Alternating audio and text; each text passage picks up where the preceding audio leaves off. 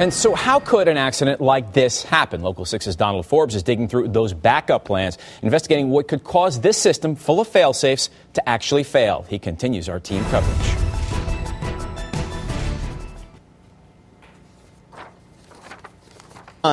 At Disney World, it's really two different rail lines or beams.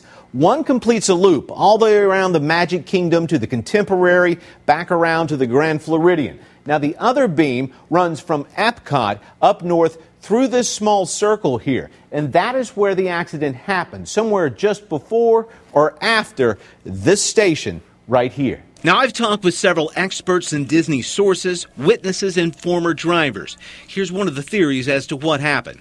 A monorail called the Pink Train makes its final drop at the Ticket and Transportation Center.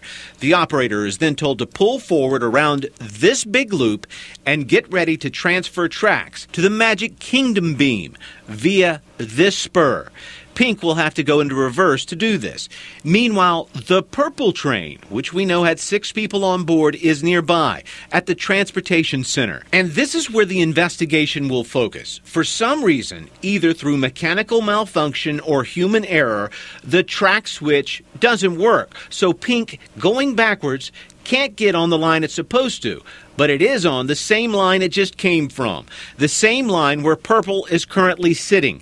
And according to some of the first pictures after the accident, the two trains collide somewhere outside of that station. Now, this would not have happened if the Maypo collision avoidance system had been turned on, but it had been physically turned off in the Pink Train. Now, let's give you a view from inside the pilot's cabin. And the button that we've been talking about is clearly labeled, and it's on the dash here. We'll turn this around and go inside, and it's called the Maypo button. That button has to be pushed in at the exact same time and held in as the dead man's button, which is found right here on that T-bar looking throttle. The dead man's button has to be held in while moving. If the operator of the train were to become unconscious or die, thus releasing the button, then the train stops. There are sensors throughout the monorail system that shut down trains if they're within 2 train lengths of each other when the Maypo is on. But as we said, the Pink Line operator had turned their Maypo off, and we're told this is common practice for train operators that have finished with their nights